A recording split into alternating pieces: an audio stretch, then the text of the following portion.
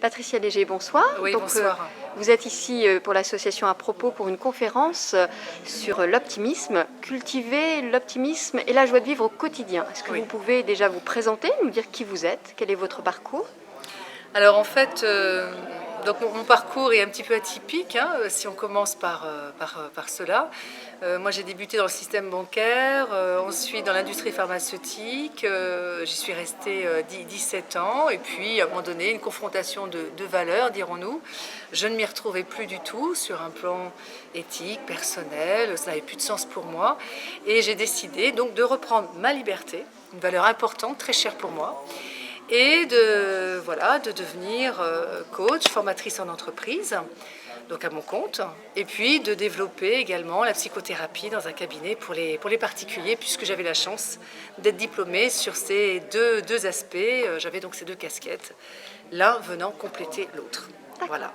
Et de cette expérience en entreprise et en cabinet, voilà, des observations que je pouvais faire, des ententes, de tout ce que je pouvais entendre, les plaintes, les critiques, les insatisfactions, les frustrations, les dépressions. J'ai eu envie de développer un thème très cher, la joie et l'optimisme, puisque pour moi, c'est ce qui nous permet vraiment de continuer à aller de l'avant, malgré tout, malgré les difficultés. Et c'est ce qui nous permet avant tout de rester acteurs pleinement de notre vie. Voilà, et de nous rapprocher du bonheur. Très bien. Et l'optimisme, alors c'est quoi si on devait résumer? Est-ce que c'est se lever le matin et mettre des lunettes roses? Est-ce que c'est tomber dans une espèce de naïveté, de candeur comme ça, un peu forcée? Enfin... Alors effectivement, on peut parfois confondre l'optimisme avec ce qu'on appelle aussi l'optimisme BA. On peut y voir une espèce de méthode Coué et en fait, non, je pense que l'optimiste est au contraire terriblement réaliste. Voilà, il sait que parfois les choses sont difficiles, il sait que parfois la vie est triste, mais il sait aussi regarder surtout tout ce qui va bien. Donc il va épouser ce mouvement, parce que la vie est mouvement. Il y a des hauts, il y a des bas, il sait accepter cela, il sait surfer sur cette vague de la vie. Et donc il va dépasser plus facilement les épreuves, les difficultés, très à l'aise avec son émotionnel. Et puis dans cette forme de réalisme, il va être aussi dans l'acceptation de ce qui est, et étant orienté solution dans l'action et par rapport à ses valeurs, par rapport à ce qui donne sens, il trouvera toujours une voie de sortie, une façon de rebondir. Donc c'est quelqu'un qui ne peut pas ruminer, c'est quelqu'un qui ne peut pas être dans le déni non plus de ce qui se passe, parce qu'il est dans ce mouvement, dans l'action donc de la vie. Donc en fait, c'est le regard posé sur les événements, sur les situations, sur son environnement qui change. C'est ça en fait. Oui, c'est vraiment une perception de la vie. Oui, absolument. Donc là, globalement, il va s'attacher, même si les choses ne vont pas, ok, il y a peut-être 5%, 10%, 15%, 20% de choses qui ne vont pas, mais je me rappelle de tout ce qui va bien. Et je vais m'appuyer là-dessus. Voilà. Et sur mon potentiel, mes forces, en quoi je crois d'une façon très, très affirmée, très volontaire. Alors ce soir, vous nous avez parlé aussi d'études scientifiques, vous avez fait référence à la psychologie positive, oui, aux neurosciences, donc ça veut dire que tout ça, l'optimisme a été étudié par... Absolument, oui, par le courant donc en psychologie positive avec à sa tête Martin Seligman et toutes ses équipes et les neurosciences. Et on a pu effectivement, preuve à l'appui, démontrer qu'en travaillant, voilà, les émotions positives, l'optimisme. On va entre autres développer des hormones qui sont très importantes pour nous, hein. C'est la sérotonine et la dopamine.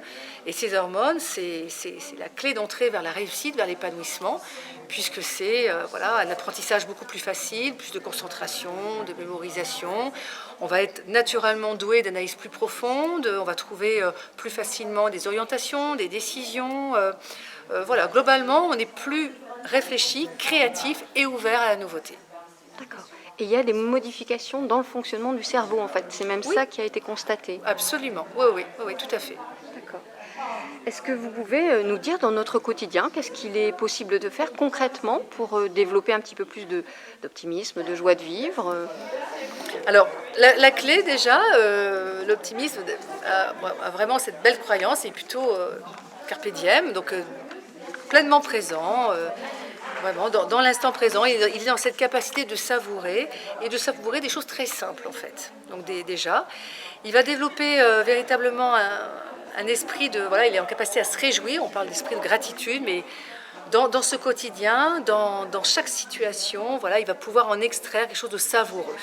Voilà, donc en fait, il rentre dans un cercle vertueux puisque tout est surprise, curiosité, et il est prêt à savourer les choses les plus simples, un sourire, un échange, le fait de rendre service ou qu'on lui rende service. Voilà. Rien n'est acquis pour lui. Il n'agit absolument pas comme un enfant gâté, ni dans une forme de pilotage automatique. Il peut vraiment acter de ce qui est chouette dans la vie. Voilà. D'accord. Et donc, est-ce qu'on peut être tous optimistes? Ah oui, d'ailleurs, nous l'avons tous été. Oui. Voilà. Voilà, il fut un temps où nous étions hauts comme cela et on était dans cette capacité d'être ouverts, confiants, opportunistes, en perpétuel apprentissage, dans notre élan de vie, prêts à rebondir et se posant X questions. Voilà, on a été ce petit être et puis des circonstances ont fait qu'on s'en est éloigné, parfois des éléments un petit peu difficiles de notre vie nous ont amené à porter un regard plus dur, plus enquisté, plus sous pression, voilà, et on a perdu de cette fraîcheur, voilà. Mais cette ressource, nous l'avons encore. Donc ceux qui l'ont gardée, félicitations, c'est génial, il faut entretenir. Par contre, c'est un travail, il faut l'entretenir. Ceux qui l'ont un peu perdu, c'est pas grave, la bonne nouvelle, on peut rebooster cette ressource. D'accord. Vous avez fait à un moment donné le lien entre l'optimisme et les valeurs. Est-ce que vous pouvez développer un petit peu? Oui, parce que pour l'optimiste, voilà, il est très, très centré sur la notion de plaisir quand même. Hein. Il doit prendre plaisir. Donc à partir de là, il a cette notion de voilà, qu'est-ce qui donne du sens? C'est quoi mes valeurs? Qu'est-ce qui me nourrit et qui contribue justement à ce plaisir? Donc du coup, il va mettre en cohérence ses valeurs, ce qui lui donne du plaisir, et ses actions. Voilà. Alors, bien sûr, il va être de temps en temps, il va être amené à avoir des activités moins nourrissantes, mais qui va très vite contrebalancer avec des choses, voilà, qui portent tout son sens et qui lui rappellent aussi son chemin de vie, puisque lui, il est terriblement tourné vers, voilà, aller de l'avant, vers l'avenir, etc. D'accord. Dans une situation qui peut être inconfortable, irritante, on en vit tous, qu'est-ce qu'un optimiste peut se demander? Quelle est sa réaction typique? Enfin, voilà. Par rapport à quoi, pardon? Par Oui. rapport à une situation irritante, inconfortable, par rapport à une interaction, un relationnel un petit Oui. peu douloureux, voilà, un moment d'inconfort. Alors, après, tout dépend de sa capacité à gérer plus ou moins bien les émotions. Une chose est sûre, l'optimiste ne va pas rester enlisé Oui. dans la situation, dans la relation difficile, dans un événement qui le perturbe. Donc très rapidement, il peut être débordé. Il peut avoir une vilaine colère, une grosse tristesse, etc. Mais il va avoir cette capacité à accueillir ce qu'il vit et surtout, comme il est dans cette notion de plaisir, il est terriblement centré sur l'action et la solution, alors il va très vite tourner la page. Donc en fait, il s'autorise à exprimer ses émotions finalement. Oui, il n'y a pas oui. de censure. Non. Et en même temps, très vite, il passe à autre chose. Oui. Pour lui, c'est quasiment vital, mais ça va avec cette énergie, cet élan vital qui le pousse. D'accord. Et puis peut-être il recherche la leçon ou le cadeau caché dans ce qui vient de se passer. Est-ce que ça fait partie des réflexes de comportement de l'optimisme? Oui.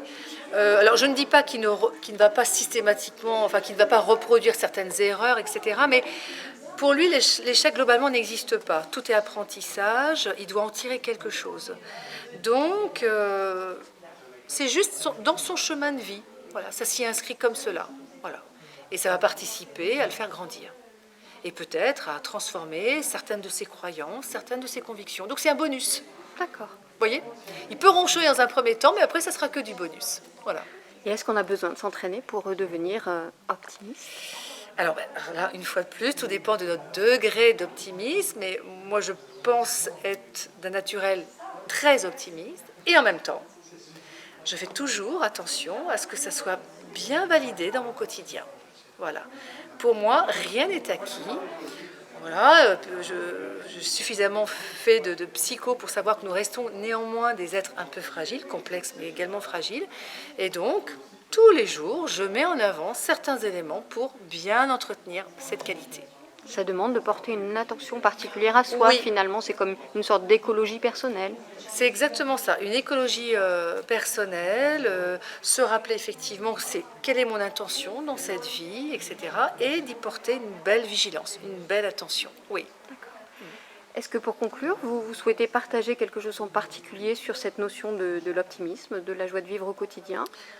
Oui, moi j'ai mon slogan personnel, hein, ensemble, semons l'optimisme. Donc je trouve que chacun, ayons cette responsabilité de développer cette belle qualité qui témoigne beaucoup d'ouverture, beaucoup de joie, beaucoup d'innovation et quelque part aussi beaucoup d'amour. Et je pense qu'on a tous besoin de ça. Donc prenons chacun notre part de responsabilité, cultivons ça et devenons contagieux de cette belle qualité. Voilà. Très bien, un grand merci à vous et à très bientôt. Merci Patricia. beaucoup. Merci, Au bonsoir. revoir.